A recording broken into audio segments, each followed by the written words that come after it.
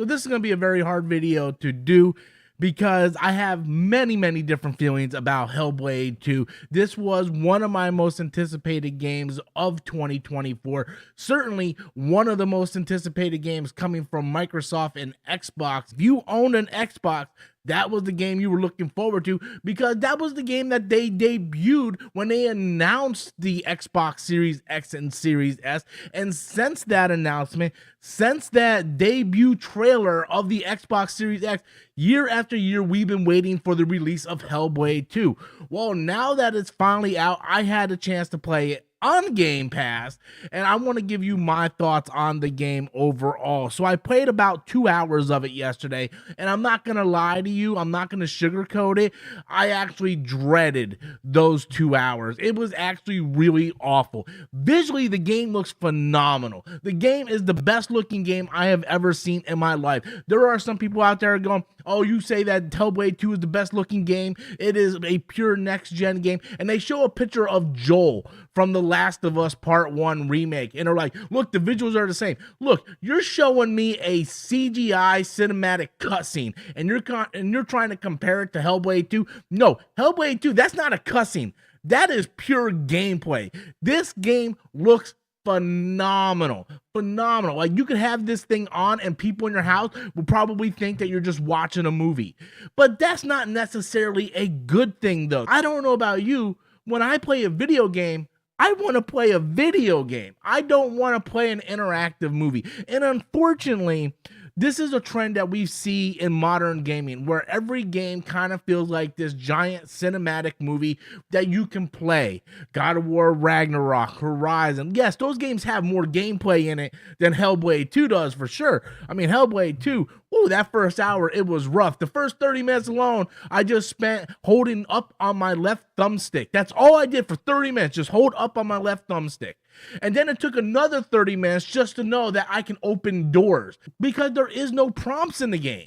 They tell you nothing. You put on a set of headphones and you listen to what Senua has to say and you figure it out. You can fight. There's one-on-one battles, which the fighting mechanic is the best part of the whole game that I've played so far. I actually love when I'm actually fighting and battling. Unfortunately, the game has a lot to be desired because I feel like it's just an interactive movie. And like I said, more and more games today are going that route. PlayStation is definitely towing the line of what a cinematic experience is and what gameplay is. And I feel like out of the big three, Microsoft, Sony, and Nintendo is the only company that's keeping it strictly to gameplay. They still make games that are fun and entertaining. And that's why Nintendo, I feel, is never going to go out of business because Nintendo is there to entertain, where Sony and Microsoft are trying to fetch this some kind of trend where they want to be cinematic. And I feel like games today are just over cinematic. I spend more time with my controller on the desk than I do in my hand playing the game. And Hellblade 2 kind of feels like they took that idea and just went way overboard with the game. And a lot of people might be saying, hey, yo, look, did you play the first one? You should know what you're going to get. Yes, I played the first one. I enjoyed the first one quite a bit. But there's a lot of things about this one I just do not like. Like the fact that the game is in this widescreen format through the entire game. I have widescreen monitors. I have a widescreen TV. Open it up a little bit. You know how most games, it's open and then when it goes to the cutscene, you see it go down to widescreen and it's the bars? Well, this game is like that the entire time. And the whole time I just feel like, man, I really wish I could see what was over there. This would look stunning on my giant 75-inch 4K TV if it was opened up and I can see the landscape. There's just so much about it that I'm like, I wish you guys would do this. And I understand that they want to go for a cinematic feeling. They want to make it look like it's a movie. Then make a damn movie, Ninja Theory.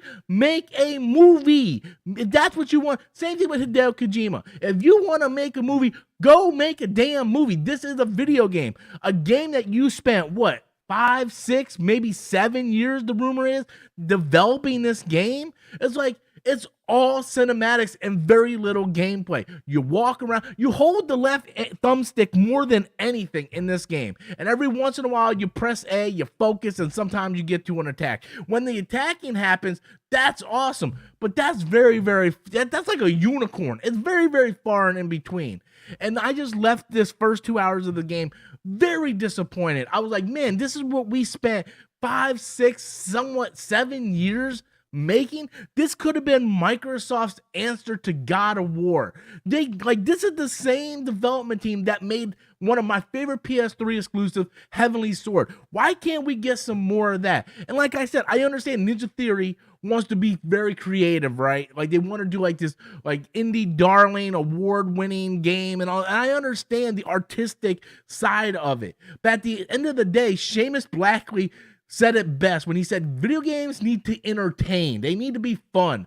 And I don't feel like Hellblade 2 is entertaining or fun in any way. Now, that doesn't mean I'm going to stop playing it. I'm going to give it a try. I'm going to play it on my 75-inch TV and just trying to experience the game for what it is. And maybe I'll have a different outlook toward the end of the game when I complete it. But right now, I'm very disappointed. I understand, again, the artistic side of it, but maybe you should have two different modes. Do you want to play the cinematic experience, or do you want to play the gameplay experience? And with the gameplay experience, you can have like prompts telling you to press A to open a goddamn door, or maybe to look for certain things. Certain things that are very important to the structure of video games. That's what they needed to do, and I feel like they just failed on every level. I'm very, very disappointed with it.